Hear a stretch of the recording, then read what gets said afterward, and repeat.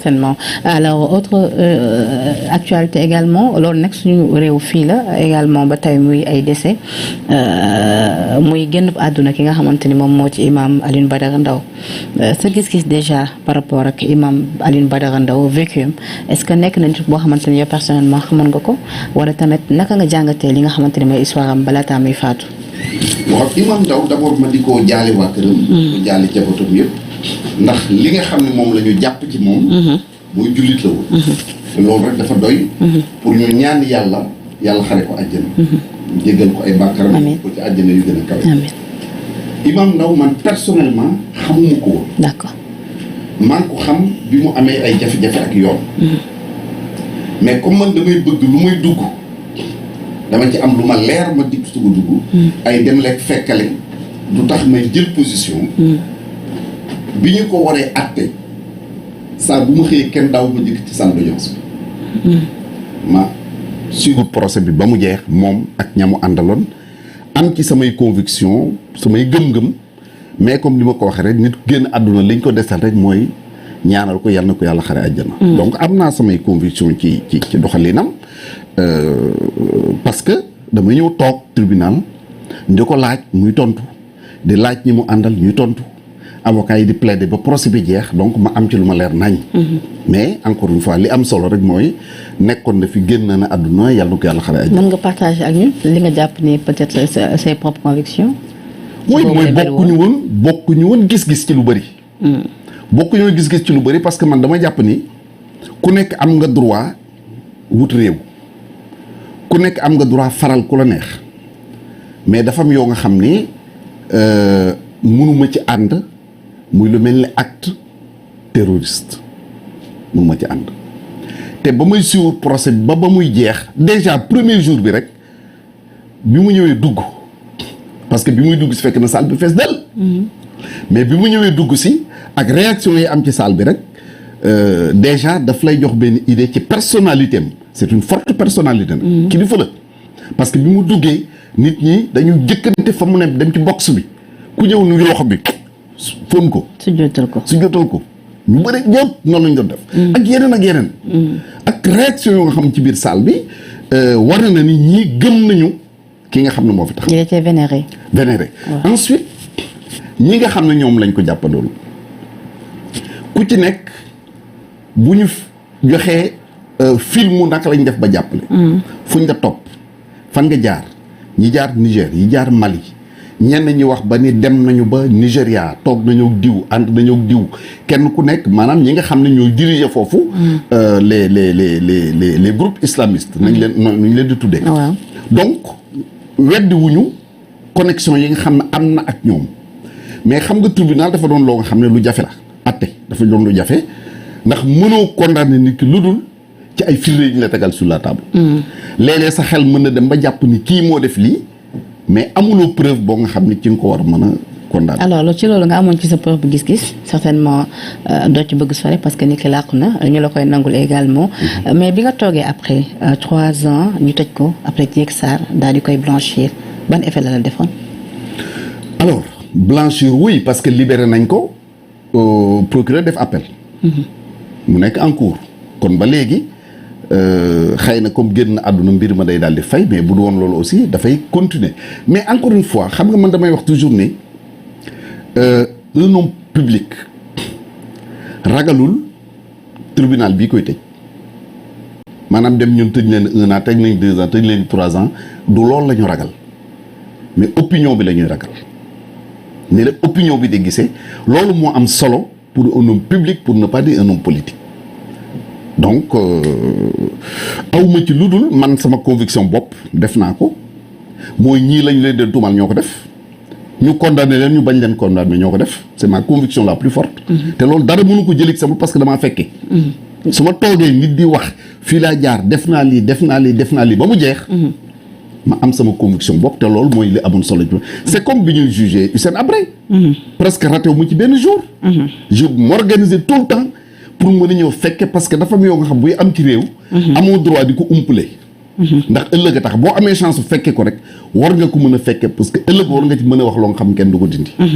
alors ba tey si lu ñeel génn bu àdduna Imam Ndao ñu daal di ci convoqué également ñi ki tey si suba kenn ko bokkoon si ñi nga xamante ni porté nañu olama li nga xamante ni moom moo di combat am di bokk ci mouvement nitu dëgg di Abdou Karim Gueye Xurum Xaq mais également ci kanam sànq tuuti également ñi ngi convoqué ki nga xamante ni moom moo di Cheikh Oumar Diagne actuellement mi ngi foofee ca dikk ginnaaw nag live bi nga xamante ni Abdou Karim Gueye defoon na ko foofee ca buntu hôpital Fann fi ñu xamante ni foofu la ñu administré woon kii di le défunt imam Alioune Badara Ndao doon wax ni dinañ lancé ab cagnotte ngir gën ko mën a jàppale ngir ñu daal di koy transféré dem faj ko mais que ñoom également wóoluwuñu médecin yi nga xam ne jamono ji ñoom ñoo ko yore parce que nee nañ ba muy ñëw loxo mi kese moo doon métti ñu dem ba ci biir ñu ne dafa nekk dans le coma donc ñoom dañoo jàpp ni comme imam tout le temps da doon xeex les lobbies faramaçonniques ak yu ni mel te ñoom jàpp nañu ni hôpital bu mel hôpital Fann ña ko jiite également ci lobby ba lañ bokk dañoo jàpp ni kon règlement de compte la woon et que dañ ko bëgg a faagaagal ba tey ki seen i kàddu donc ñu mun a jàpp tamit ni peut-être loolu moo tax tey ñu dem këyit ki nga xamante ni moom moo di Karim Xurum Xaq ca këram ban gis-gis également nga ci am. mais Karim mooy kooku demoon buntu garde pénitentiaire yi di manifester di wax ni Macky Sall rey na Ousmane Seck bi dawoon te ñu jàppaat ko. waaw Mamadou Seck bu nekk force spéciale waaw moom moo di wax ni Mamadou Seck dee na. waaw kooku mooy Karim. mais après nee na stratégie la bu mu tegoon pour ñu mën ko leeralal mu xam fan la Mamadou Seck nekkoon c'est-à-dire il avait prêché le faux pour avoir le vrai. bon bref tu sais soxna si. gis nga mbubb bala nga koy solo nit. da nga koy natt. boo ko nattee ba pare. xool ndax war nga ko mën a solal nit wala déet. démocratie dëgg la. liberté dëgg la. mais lu nekk dañ koy teg ci yoon. maanaam pour ko xam état ki nga tudd nii boo suivre li mu wax noonu ñàkkoon ko woo moo doon war a jaaxal ku xam état mais ñu woo ko wër la jaaxal te it waroon na sax moom yàkkamti ñu woo ko li tax mu waroon ko yàkkamti mooy jàpp naa ni du wax lu ko wóorul loolu laa yaakaar en tout cas man du ma wax lu ma wóorul kon soo taxawee ni diw mi moo def nangam am nga ca lu la wóor kon war ngaa yàkkamti ñu woo la ba nga taxaw kanamu tribunal taxaw ci kanamu Sénégal yi ni leen diw mii kat diwa ko rey ndax nii ak nii la demee kon loolu amul problème man même ñi nga xam ne dañuy jóg naan dañ koy défendre et tout ça man gisuma ci lu war a défendre. parce que ki wax jàpp naa ne li mu wax wóor na ko. et que war na ci am ay preuve. kon war na mën a taxaw ci kanamu Sénégalais yi wax ko beneen bi ci des muy lu may métitlu. malheuru doomu aadama moo xam lu mënti dal nit feebar la kaso la génn àdduna la lu mu ci mënti doon kenn du ci profiter pour de régler say problème bu bopp moo xam promotion nga ciy def moo xam politique nga ciy def moo xam xaalis nga ciy wut moo xam leneen ak leneen. loo bëgg a wax foofu. non li ma bëgg a wax mooy. ñaare dañu gis ci dëkk bi bu benn événement amee su dara arrivé ci nit rek nga gis ñu bëri ñoo dañ ciy profiter ñii buzz lañ koy créer ñii leneen ak leneen lañ koy créer et pourtant da ngay gis ni même ñu bëri ñoo nga xam ne ñoo fi nekk di attaquer nit ñi di leen wax n'importe quoi mais ni ñuy waxee nit noonu la leen ñeneen di waxale dugg ci réseaux sociaux yi attaquer leen taxer leen de tous les noms d'oiseaux mais pour man yooyu amul solo wax naa léegi avant micro te dama la koy wax ci kanamu ci àdduna bi yëpp di dégg. yàlla def na man tey am na doomu aadama yoo nga xam ne lu ñu bind duma ko liir lu ñu wax duma ko déglu télévision bu ñu nekk duma ko seetaan lu ñu wax ak lu ñu waxul laa yemale parce que dama jàpp ni nit ki ab dafa mu Youssou Ndour wax benn bis et c'est très important mu ni jot ni mu ñàkkee nga war a toog rek pour di wax nit lu bon booba yow sa nekki na la neexul man du ma perdre sama temps di wax ak wala may déglu te loolu bari na ñoom même dans la presse gam jéggal ma seen mbokk yi nga xam tas ki xabaar yi man journal bu ma xool bala ma koy lire damay xool kan moo ko bind ensuite information bu génn la may jëkk def mooy ban journal la ko bind parce que journal bu fi nekk ci réew mi rek xam naa fu mu jógee xam naa fu mu jógee xam naa nuñ ko sosé xam naa ñu ko sos xam naa ne ci ginnaaw. mais Cheikh Oumar Diagne par rapport ak convocation moom ce matin dafa def conférence de presse di xamle ni dafa créer ab mouvement politique am tuddee ko rassemblement pour la vérité xamuñu nag ndax mouvement la bi nga xamante ni dina taxawal boppam samp ndëndam ci présidentielle waa am déet loolu yeggu fa waaye daal fësal na ni taxawal na li nga xamante ni moo di ab mouvement politique am donc pratiquement 3 heures de temps après ñu daal di koy interpeller ñenn ñi commencé ruumalaat ni est-ce que bëgguñu déjà wàññi dooleem ginnaaw ba moom ba tey bi mu génnee prison sax yàggul. soo nga baal ma ne am nga droit nag poser question bu la neex. mais vraiment. man am na yoo xam ne dama perdre sama temps. du ma sax jéem a toppatoo lu ñuy wax ak lu ñu dul franchement. am na lu gën a ñor askan bi lu gën a ñor réew mi. c'est bien nag actualité la. waaye franchement. yooyu daal bëgguma sax commenter. non ñun dañuy respecter li nga xamante ni moom mooy suñu avis. waaw parce que donc autre question d'actualité mooy kii génn nii kii la. waaw moom la. autre question d'actualité par rapport ak màggal Touba bi gis nañu ni njëg yi dafa metti lool foofee ci Touba mais jot bi nekk wàllu commerce ci Assome Diatta teew fa ngir mën a xool tolluwaay bi ginnaaw ba ñu ngi dëgmal màggal bi ni ki alxames bi di ñëw. donc mu daal di tamit artu ñi nga xamante ñoom ñooy jaaykat yi nii nañu wàccee li nga xamante ni moo di njëg yi ci nu mu gën a gaawee et tamit mun nañoo dem sax ba teg ay daan seen kaw bu fekkee ni loolee amul sa gis-gis par rapport ak boobule mbir également. question bu am solo. bu ñor askan wi. man jàpp ma ne Assome Diatta madame le ministre sama jigéen bopp sama xarit jàpp ma ne mën naa teg kenn daan. parce que deful li mu war a def. yéen dégg ngeen ba tàyyi organisation consumériste yi nay Momar Ndaw nay Maître Massokhar ak ñeneen ak ñeneen fu nekk yuuxu nañ fa di wax ne nañu fixer ay prix ñu xam ne lii lay jar. am nañ sax ay ndaje yu bari ak moom. voilà dañu nekk c'est vrai que régime libéralisation des prix mais bu situation présenté woo loolu texte yi daf ko prévoir dañu wax ni ministre bi war na woote ndaje pardon ñu fixer ay prix. xam ni lii la jar mais tey commerçant boo dem naan da ngay dal ci kawam mais bu ko neexee yóbbu la tribunal. waaw parce que fixé woo ay prix ba ñu xam ne lii nangam la war a. et que ku nekk tamit la mu jëlee encore loolu te njëgu dund bi.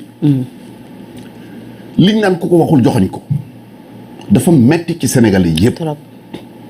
c'est vrai raison yi bëri na ndax dëgg aussi buñ ko waxee seetluwaat fàttaliku.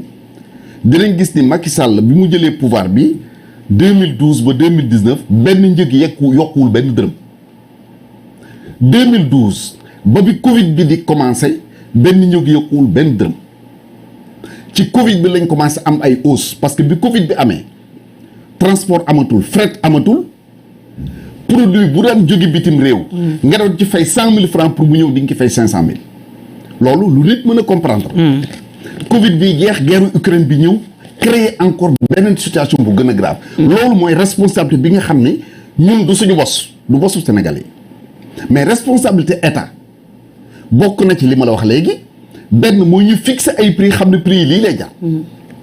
lu nekk marchandise bu ne ñu xam ne lii lay jar. mais est-ce que lu ni mel dina yomb parce que tamit crise économique mondiale la ñu wax. attends non crise économique mondiale dañ ko texte daf ko prévoir texte dañ la wax ni bu ñu nekkee ci jamono crise dañu war a fixer benn barème xam ne lii mënoo ko jaay lu weesu nangam kilo ceeb par exemple ñun la mënul weesu 300 francs lii warul weesu lii mënul weesu lii donc loolu muy responsabilité état deuxième responsabilité état tey même bu madame le ministre waxee ni ku jaay lu ëpp mën nañ dal ci sa kaw même bu doon di jël de arrêté bi pour ñu mën a dal ci kaw ku jaay lu ëpp yan élément lay àndal pour def liggéey boobu. ah parce que tout le temps suivi moom mooy poser problème. non même avant suivi bi. il faut ay nit. service du commerce 300 la ñu au Sénégal 300 mënuñu sax contrôler benn Guédiawaye waxuma la bëgg contrôler Touba man wax naa ko waxaat ko dama koy waxaat tey ci programme xëyu ndaw ñi recruter nañu des milliers de jeunes ñii yóbbu nañ leen ministère de l'environnement. gis ngeen leen ñu ngi jëmbat ay garab ñu ngi def yeneen ak yeneen. ñii yóbbu nañ leen ci yeneen ministère yeneen service su état bi. gis ngeen ñu mel ne waa ASP ñoom dañuy jàppale police di jàppale gendarmerie di jàppale ñeneen ak ñeneen. nekk tey des éléments incontournables may profiter ci d'ailleurs occasion bi. pour di ñaan président de la république. di ñaan également seen directeur général bi nga xam moo leen yore de suñu rakk Birame Faye lépp lu ñu mën a def pour sécuriser ñooñu pour yokk seen li ñu leen di mosal ak c'est vrai que ay volontaires lañu mais quand même ay volontaires bu ñu nekkee ci liggéey ba tey kenn mënatu leen a génne ci service état bi parce que liggéey bi fa am na solo je pense que war nañ leen jéem a sécuriser jéem a vraiment seetaat seen situation ba nga xam ne ëllëg ki si biir lii ñu dugg duñ ko rëcc bref pour dellu ci affaire commerce ma ne ni ñu defee loolu mën nañu recruter des centaines de jeunes voire des milliers de jeunes ñu nekk ay volontaires ñu former leen en un temps record ànd ci ak organisation consommateurs yi ànd ci ak les délégués de quartier ànd ci ak les jeunes yi nekk dans les quartiers bu ko defee ñu mën a dem ci boutique lu mu sori ci biir réew mi ñu mën a def contrôle. mais tey ministère du commerce da nga gis ni ku mel ni ministre bi à savoir Assome Diatta dafa war a gën a peut-être élargir li nga xamante ni moom mooy liggéeyam gën a mën a may nopp également ñi nga xamante ni mooy les consommateurs et autres de ce fait ñu gën a mën a peut-être teg ay solutions yi nga xamante ni dina mën a adapté wu ci population bi. oui absolument parce que bu fekkee ni tous les jours organisation consommateurs ñi ngi di wax tous les jours. man ak ku mel ni man di wax tous les jours les mêmes choses les mêmes problèmes ñu di ko proposer di ci dellu siwaat te amul benn solution amul luy niroog solution sax dafay fekk ni peut-être kon ministre bi dégluwuñu mais encore une fois loolu responsabilité état la à travers le ministère du commerce en tout cas njëgi moom beneen responsabilité bi mooy ñun en tant que population aussi dañ ci am responsabilité ndax borom boutique bi nga dëkkal ci koñ bi buy jaay lu seer soit da nga naan ruus naa koo boole wala comme booy leb moo lay lebal bu gaz jeexee moo lay lebal bu ceeb jeexee moo lay lebal bu borom kër gi ñëw buy jaayee lu cher aussi doo ko boole. Binta Diallo bu TFM sama mag boobu nee na moom tout le temps ne mu dëkkee ak borom boutique am moo di saa yu demee jënd mu yokk mu taxaw si kanamam daal di woote ñi nga xam ne autorité yi laaj leen ndax lii lay jar. mais wax na dëgg donc loolu responsabilité. ñun ci ñu bopp la. waaw maintenant lenn li nga xam ñun ñëpp ñoo ko bokk. mooy àddina dafa am lu mu lay jàngal. Covid. bi mu fiy ñëwee année bi mu commencé président la dafa jël 20 milliards dolli ko ci budget ministère de l'agriculture pour ñu jënd semence jënd engrais jënd matériel agricole li taxoon mu def loolu mooy comme dañu ni càpp rek fret amatul bateau dematul bateau dikkatul mu xalaat ni ñun fa ñuy jënd ju dund mën na am lii bu dakkul ñoom dootuñu tal seen bopp ba di ñu jaay li ma bëgg wax foofu mooy Covid bi bu ñëwee jàngal ñu guerre Ukraine bi ñëw jàngal ñu